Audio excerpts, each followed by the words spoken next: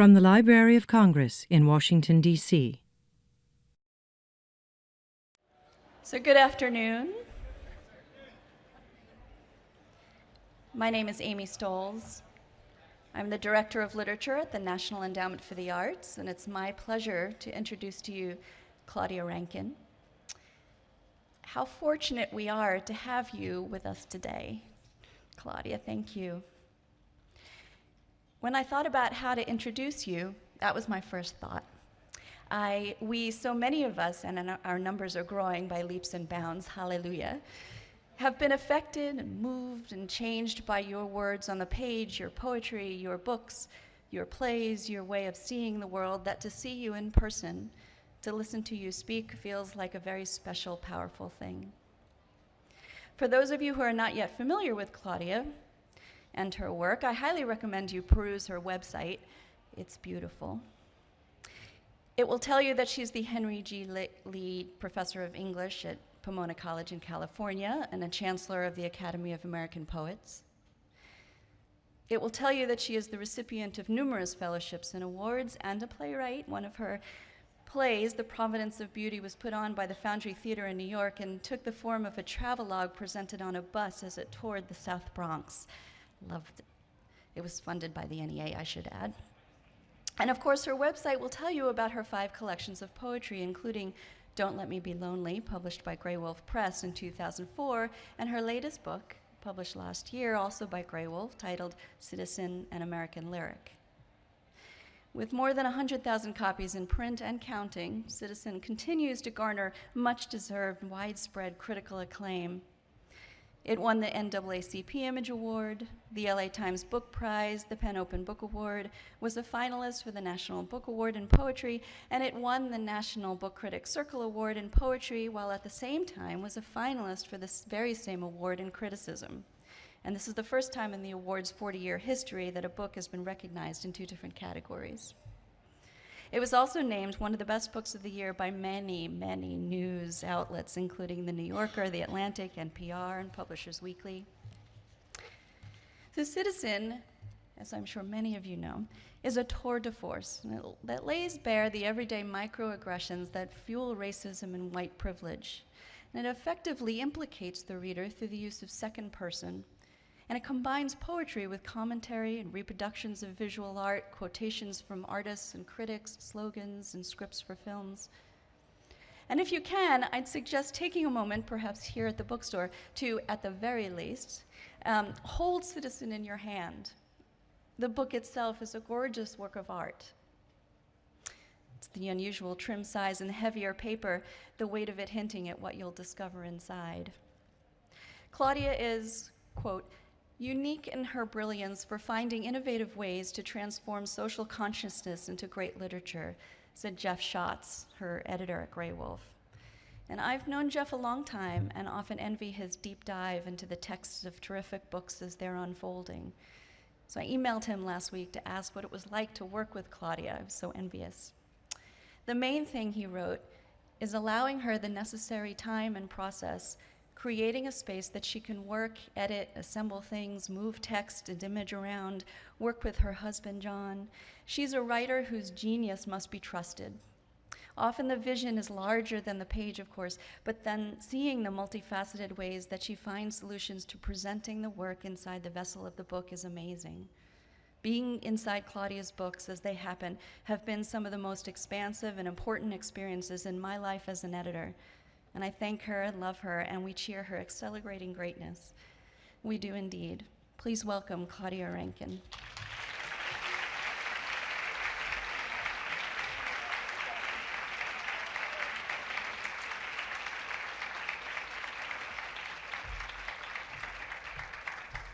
Good afternoon. There's so many things going on that I must thank you for being here, so thank you so much.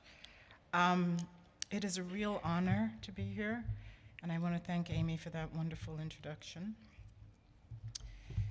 She told you, she gave you a sense of the hybridity of Citizen. The one important thing I would add is that this book wouldn't have happened without my friends. I went to them and I asked them, to tell me their stories. Mostly it went like this. Can you tell me a moment when you were doing something ordinary and suddenly racism entered and interrupted the moment? You thought you were with friends, you thought you were at work with colleagues, just having an ordinary day, and something gets said, something gets done. And initially the answer was, I don't know. I don't remember anything. And then a few days later the phone would ring and the stories would pour out like water. So I'm going to start by reading a couple of those. You're in the dark, in the car, watching the black tarred street being swallowed by speed. He tells you his dean is making him hire a person of color when there are so many great writers out there. You think maybe this is an experiment and you are being tested or retroactively insulted, or you have done something that communicates this is an okay conversation to be having. Why do you feel comfortable saying this to me? You wish the light would turn red or a police siren would go off so you could slam on the brakes, slam into the car ahead of you, fly forward so quickly both your faces would suddenly be exposed to the wind. As usual, you drive straight through the moment with the expected backing off of what was previously said. It is not only that confrontation is headache-producing, it is also that you have a destination that doesn't include acting like this moment isn't inhabitable, hasn't happened before, and the before isn't part of the now, as the night darkens and the time shortens between where we are and where we are going. That particular incident didn't happen to me, but something very similar did. And years and years ago, I had a job, and somebody invited me out to lunch. And at lunch, they said to me, I want you to know that your job is really my job. The only reason you have that job is because you're black. And I thought, but I have the job. And then last year, so we're talking 20-something years later, I found myself sitting next to this woman who, you know, is a nice person, at a dinner. And she said, oh, you know, I read Citizen. And that piece in the car about the dean wanting to hire a colored person, I'm sure I've said something like that at some point in my life. And I said, you have, to me. So she's like, oh, have I? The one piece that surprised me when a friend told it to me, I don't know why, because I think I always think of therapists in places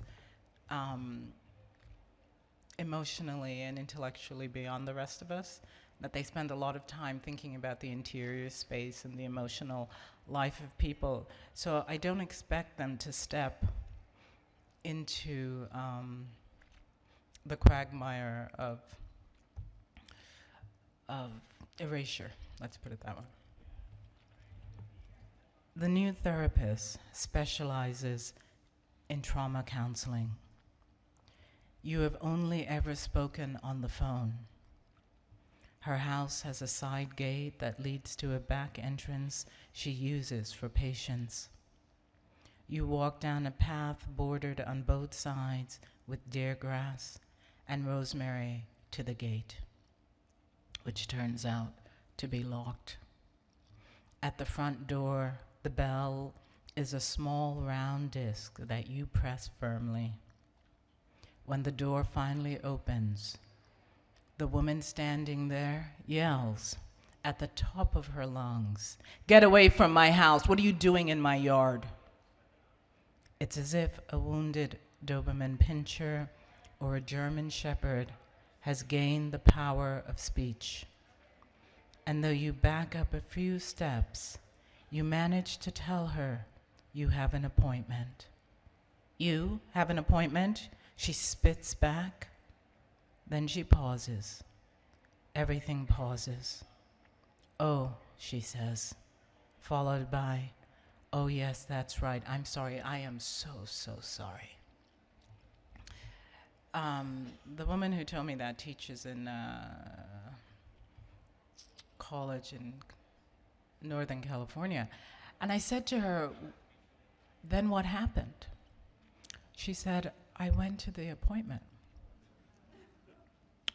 And I know we're all incredulous, like, no way, but I have to admit that I probably would have done the same thing, because you just do the next thing even as you're stunned by what's unfolding in front of you.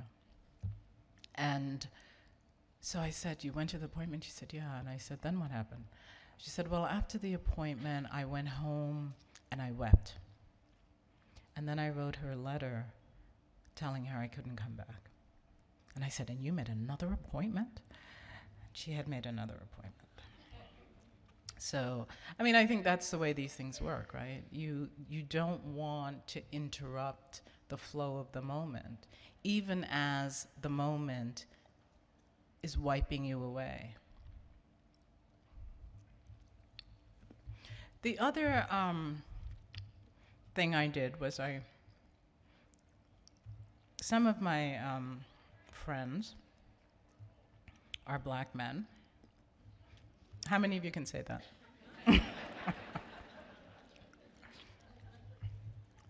We should all be able to say that. But I'm not preaching. I said to them, a few of my black male friends, I said, "Can you tell me about what it's like to be pulled over by the police? Give me a sense of that, and recount the ones that you remember." And one of these friends, he's a lawyer in Beverly Hills, and I said, come to my house. I will make you dinner if you tell me every time you've been pulled over the police. And he said, "Sure." So he arrived at my house with his wife. His wife happens to be white. And so we're at dinner, and I'm like, "All right, I made the dinner, so you start talking." And he started to tell these stories. And this guy, I have to say, he's very funny and very droll. All of that went away. And I saw something I had never seen in him before. He began to get really angry. And also his wife had never heard any of these stories. She said, "I have never heard any of this." I knew whatever was in front of me was happening, and then the police vehicle came to a screeching halt in front of me, like they were setting up a blockade. Everywhere were flashes, a siren sounding, and a stretched out roar. "Get on the ground. Get on the ground now." Then I just knew. And you are not the guy, and still you fit the description, because there is only one guy who is always the guy fitting the description. I left my client's house knowing I would be pulled over. I just knew. I opened my briefcase on the passenger seat just so they could see. "Yes, officer," rolled around on my tongue, which grew out of a bell that could never ring, because its emergency was a tolling I was meant to swallow. In a landscape drawn from an ocean bed, you can't drive yourself sane. So angry, you are crying. You can't drive yourself sane. This motion wears a guy out. Our motion is wearing you out, and still, you are not the guy.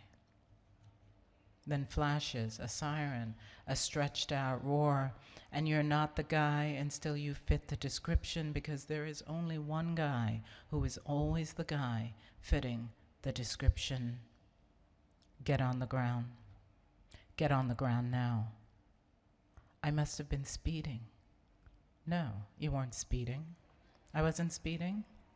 You didn't do anything wrong. Then why are you pulling me over? Why am I pulled over? Put your hands where they can be seen. Put your hands in the air. Put your hands up. Then you are stretched out on the hood, then cuffed. Get on the ground now. Each time it begins in the same way, it doesn't begin the same way. Each time it begins, it's the same. Flashes, a siren, the stretched out roar. Maybe because home was a hood the officer could not afford, not that a reason was needed. I was pulled out of my vehicle, a block from my door, handcuffed and pushed into the police vehicle's back seat, the officer's knee pressing into my collarbone, the officer's warm breath vacating a face, creased into the smile of its own private joke. Each time it begins in the same way. It doesn't begin the same way. Each time it begins, it's the same. Go ahead and hit me, motherfucker, fled my lips. And the officer did not need to hit me. The officer did not need anything from me except the look on my face on the drive across town. You can't drive yourself sane. You're not insane. Our motion is wearing you out. You are not the guy. This is what it looks like. You know this is wrong. This is not what it looks like. You need to be quiet. This is wrong. You need to close your mouth now. This is what it looks like. Why are you talking if you haven't done anything wrong? And you're not the guy. And still you fit the description. Because there is only one guy who is always the guy fitting the description. In a landscape drawn from an ocean bred, you can't drive yourself sane. So angry, you can't drive yourself sane. The charge the officer decided on was exhibition of speed. I was told, after the fingerprinting, to stand naked. I stood naked. It was only then I was instructed to dress, to leave, to walk all those miles back home. And still, you're not the guy. And still, you fit the description, because there is only one guy who is always the guy fitting the description.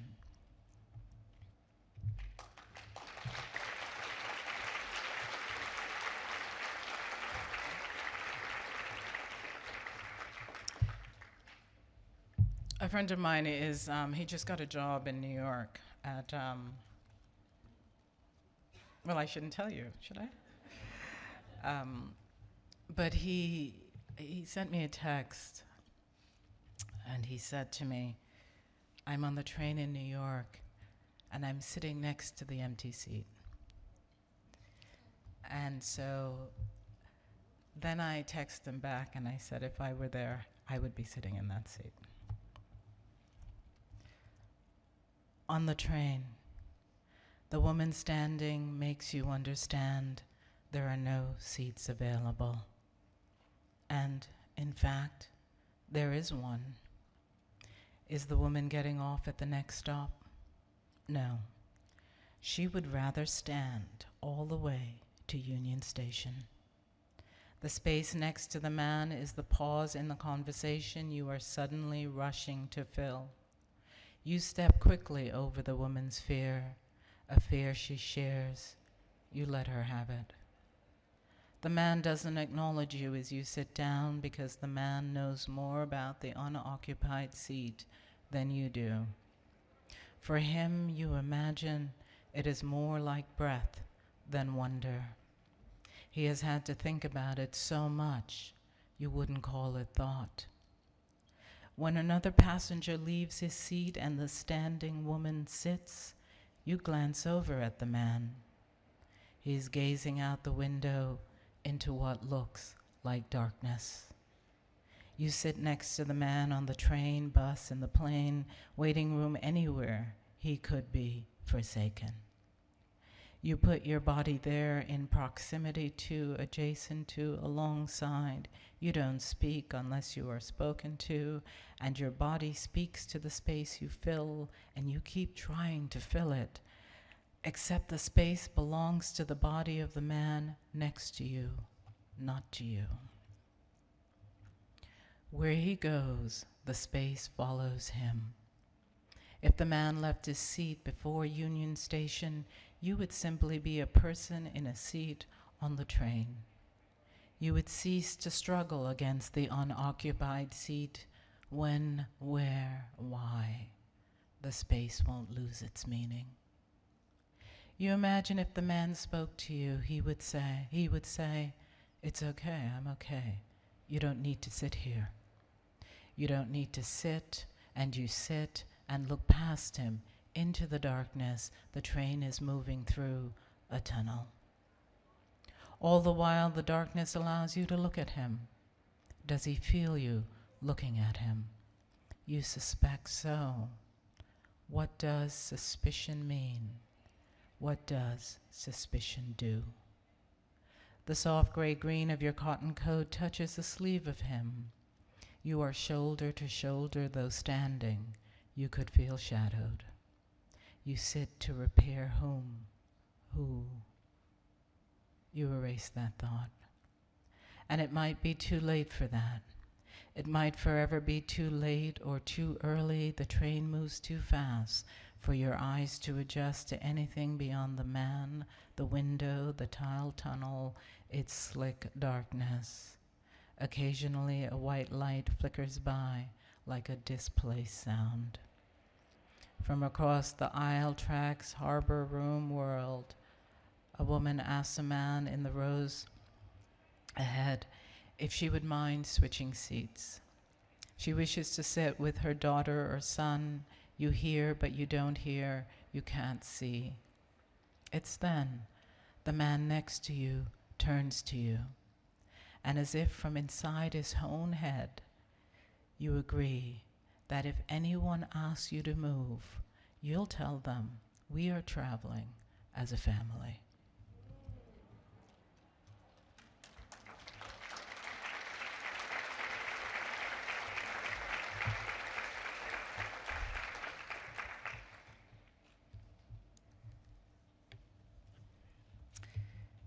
I'm looking down at the lovely lady with the watch. I'm like, do I have time to do this? I'm going to read a longest piece. It'll probably be the last piece. I rarely read it, but I think I like you all. Some years there exists a wanting to escape. You floating above your certain ache. Still, the ache coexists. Call that the eminent you. You are you even before you grow into understanding. You are not anyone, worthless, not worth you. Even as your own weight insists, you are here, fighting off the weight of non-existence.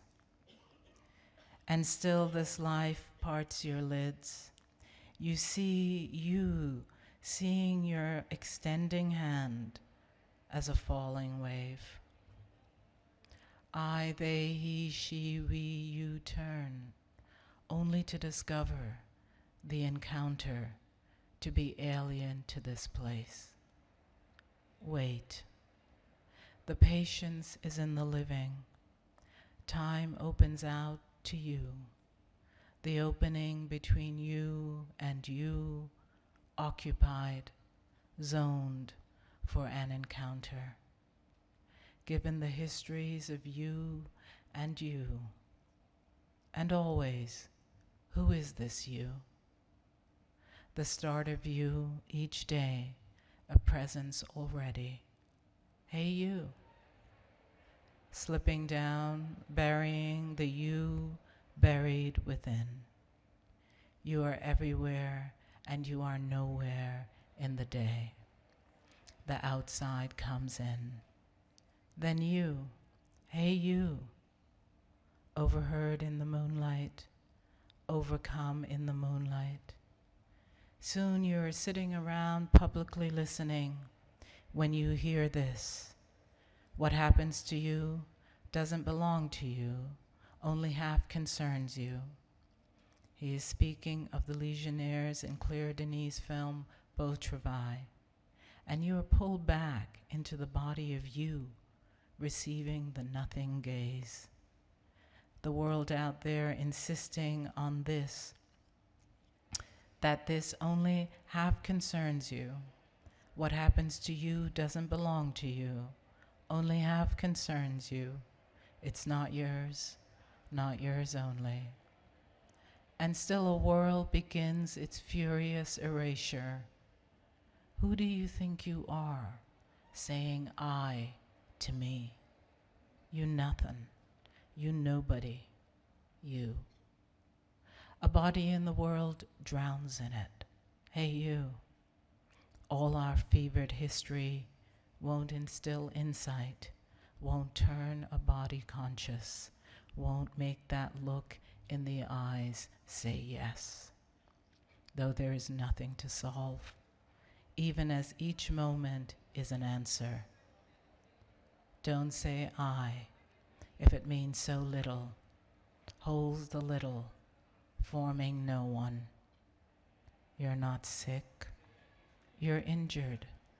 You ache for the rest of life. How to care for the injured body, the kind of body that can't hold the content it is living. And where is the safest place when that place must be some place other than in the body? Even now your voice entangles this mouth, whose words are here as pulse, strumming shut out, shut in, shut up. You cannot say. A body translates its you. You there, hey you. Even as it loses the location of its mouth. When you lay your body in the body entered as if skin and bone were public places. When you lay your body in the body entered as if you're the ground you walk on. You know no memory should live in these memories, becoming the body of you. You slow all existence down with your call, detectable only as sky. The night's yawn absorbs you as you lie down at the wrong angle to the sun, ready already to let go your hand. Wait with me, though the waiting, wait up, might take until nothing whatsoever was done. To be left, not alone, the only wish, to call you out, to call out you. Who shouted you? You shouted you. You the murmur in the air, you sometimes sounding like you sometimes saying you, go nowhere, be no one, but you first. Nobody notices, only you've known. You're not sick, not crazy, not angry, not sad. It's just this, you're injured. Everything shaded, everything darkened, everything shadowed. Is the stripped, is the struck, is the trace, is the aftertaste. I, they, he, she, we, you. Were two concluded yesterday. To know whatever was done could also be done was also done, was never done. The worst injury is feeling you don't belong so much to you. Thank you very much.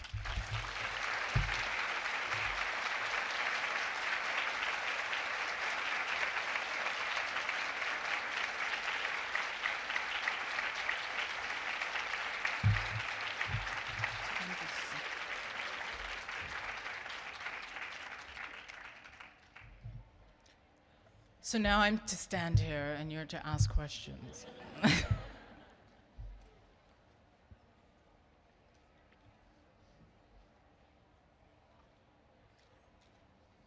I have two questions.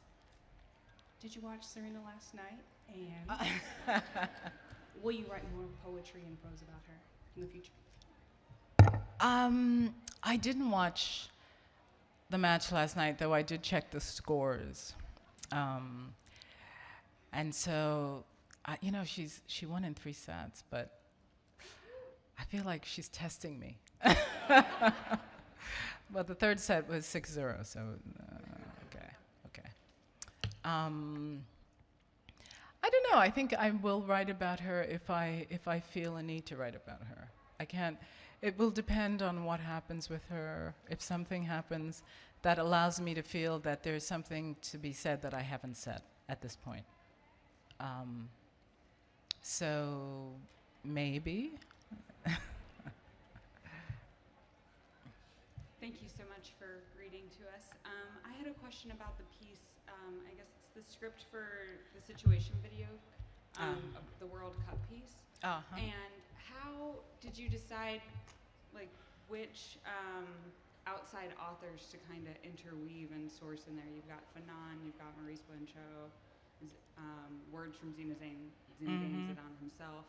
I was just curious where that interweaved. How did that happen? Well, you know, this is a great question because it's that piece is why we should have liberal arts education.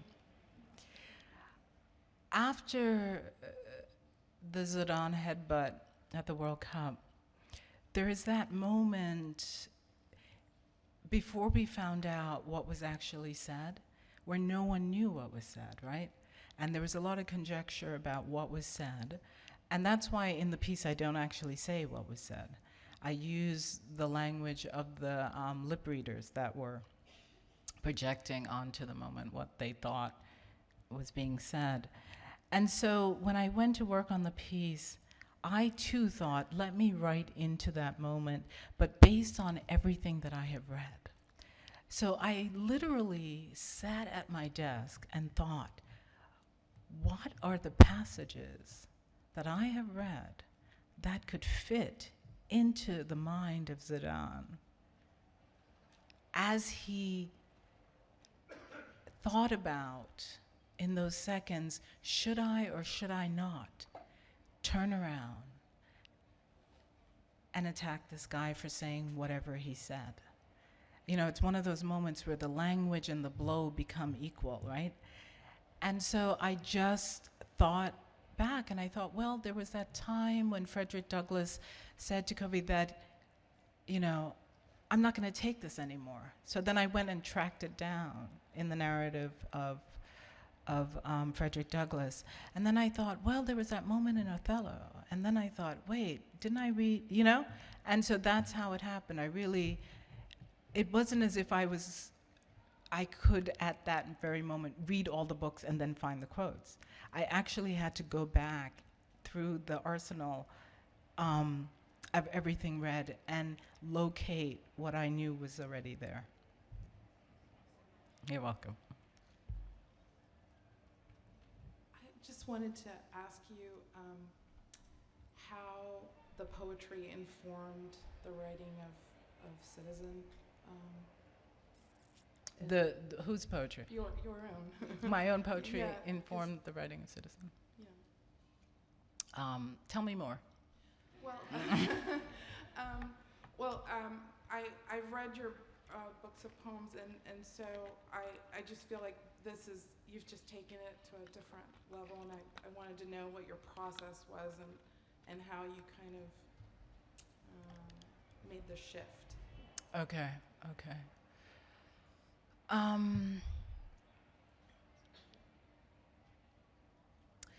Well, I think one way that Citizen is different from the earlier work is that for the first time I really was going out into the community. It was my sort of one anthropological moment, right? And listening to stories being told to me, events in other people's lives, and actually listening for language, for the right language to say the thing that had occurred. And so maybe 4 people would tell me a very similar incident, but one person would have used a word that allowed me to think, this is the moment to represent those moments. And to play those up against my own use of the lyric in, say, the last piece that I read, to kind of create a dance between the more lyrical moments and the more moments of reportage or essayistic moments in the piece. So, and then to bring in the images, because I felt that the book was such an onslaught of erasure that I wanted to have moments in the text that allowed you to step away from the incidents, but not too far. So I then went to the visual artist and tried to find the work that was engaging the same questions, but differently, so that a different part of the body, a different part of the brain would be engaged in the visual moments rather than in the text-based moments. So it was a full-bodied engagement in terms of putting together the text. I think your comments also are not just making a case for liberal arts education, but in fact for libraries. Yeah, libraries. Anyway, going back and finding sources, etc. I think about the sort of quotidian subtle microaggressions and the subtle things which are hard to voice, but you're trying to voice. And then I think about Ta-Nehisi Coates' book, obviously, and I think about his personal letter. You're writing a very personal book, but it's also lots of people, and I guess I'm asking if you can somehow talk to that strange line between, art as general thing and personal lives coming together.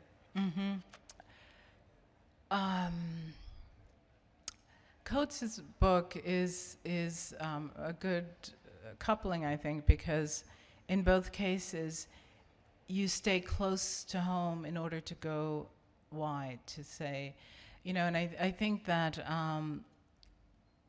in both cases, Coates and my own, we're looking at anti-Black racism, but these are moments that people of color, doesn't matter who, and women have had to negotiate all their lives. So I think, in that way, I think both books open out to the texture of experience, of what it means not to be in the dominant position in the dominant culture. So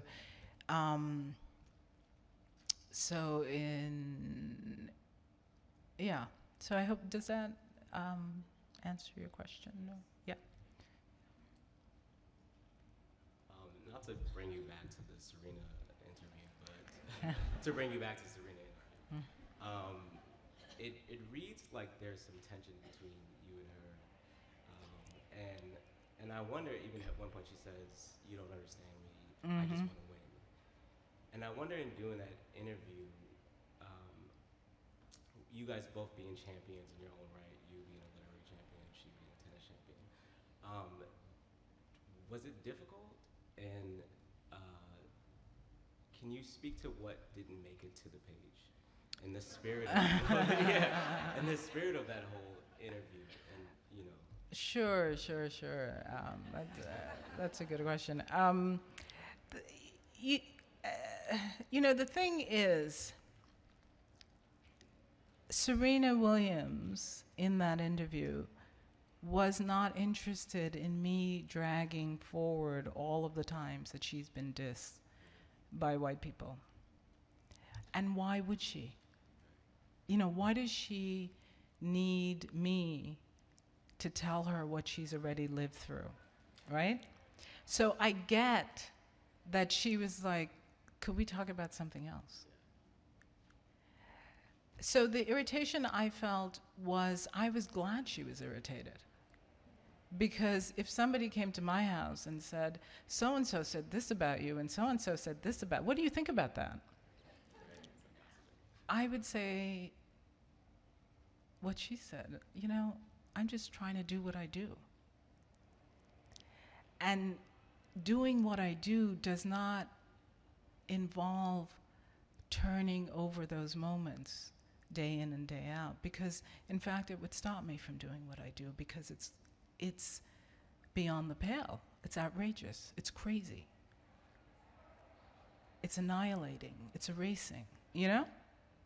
So here I am in her house, like, I know you don't want to think about these things, but I think about them, so let's think about them together. You know, so, and I thought for all her slight irritation, she did answer the questions I posed to her very honestly and very directly. Even if it was to say, I don't want to think about this, you know? So, and then what didn't make it to the page, there was a lot of laughter, a lot of camaraderie, a lot of fangirl, I love you, Serena, oh my God. Oh my God, I can't believe I'm here, oh my God. I didn't write that part.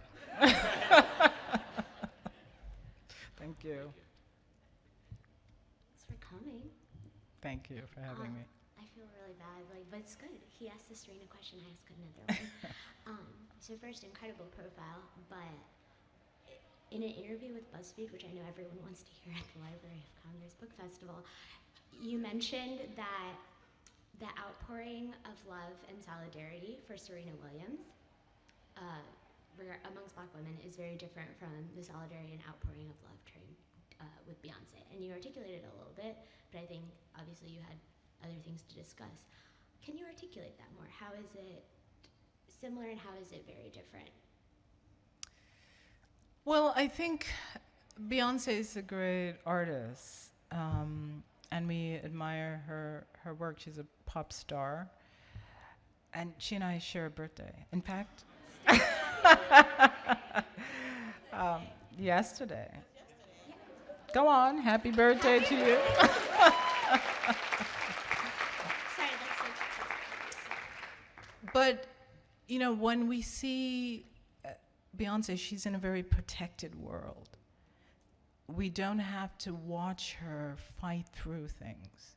Whereas, because Serena is doing what she's doing in an arena with lines, judges, umpires, and people in the stands who are not necessarily there to see her. We watch how racism anti-Black racism plays itself out against her, and we watch her negotiate it. And we understand the ways in which we also are in those situations in different ways. And so I think because of that, she becomes a kind of emblem of the life lived, the life we're living, modes of negotiation, the injustice of it all, and then her excellence. You know, all of that. So it's a very different, you know, she's not packaged in the way that Beyonce is packaged. In fact, I just read this article in, I think, about Beyonce's shoot. She was on the cover of Vogue in the big September issue. And then Margot Jefferson wrote the piece that went along in it. And there was no interview of Beyonce. And Beyonce is not giving interviews. She's only allowing you to take her picture. So that's the difference. I think if you think about that, that's the difference. You're welcome. What have you found are the parallels between writing poetry and playwriting? And playwriting? Mm-hmm. Well, I think Citizen is the closest to writing for a voice, writing for actual bodies. Because one usually thinks of the lyric as inhabiting an interior space. And that's a very different kind of pacing that is allowed. There's a very, the ability to track and think on the page in the lyric, and suddenly in playwriting, you have to think about the audience. You have to think about the voice. You have to think about the pacing as it arrives in real time. And I think more of that happens in Citizen, say, than other places. For example, Citizen was just adapted to the stage in California. And I didn't do the adaptation. And Stephen Sachs, who did do it, it was interesting to see the places he didn't choose. Like that last piece I read, he did not choose that because it's a long meditation on the word you, right? And that is a lot to ask for an audience at a show. But he was able, for example, to use the piece with the therapist because you can speak the lines as characters because it came out of the mouths of real people. So that, that sense of the audience, the sense of how language lands and how it's carried through time it's a very different animal. Thank you. You're welcome. Hi. Could you comment on the Black Lives Matter movement and then what you see as the role of literature in the future of the Black Lives Matter movement? I actually wrote a piece in the New York Times not that long ago about mourning, and in it I made the statement that I thought that the Black Lives Movement was actually a movement that was asking for the change of the interior space of Americans. That it, like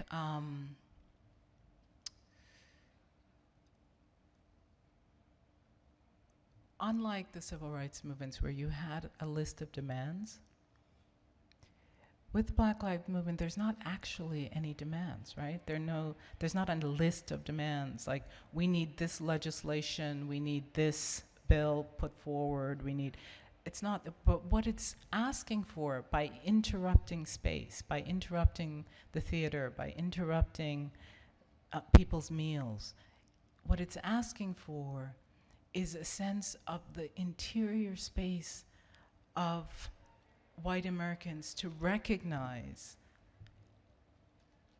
the injustice being wheeled around them while they are able to move forward in their privilege. And so in that way, I think it's very revolutionary. It's saying, I'm not going to allow you the anonymity of privilege while Black people are being killed.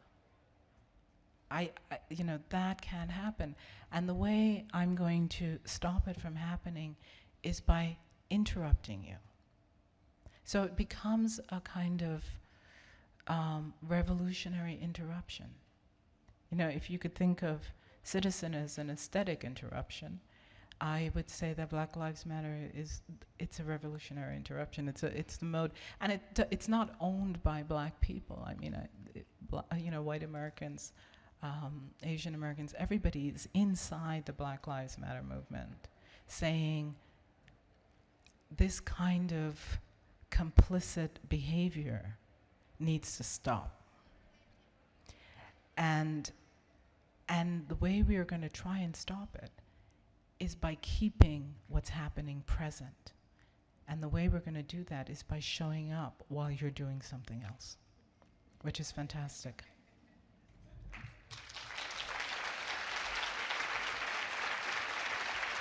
Thank you so much. Bye-bye. This has been a presentation of the Library of Congress. Visit us at loc.gov.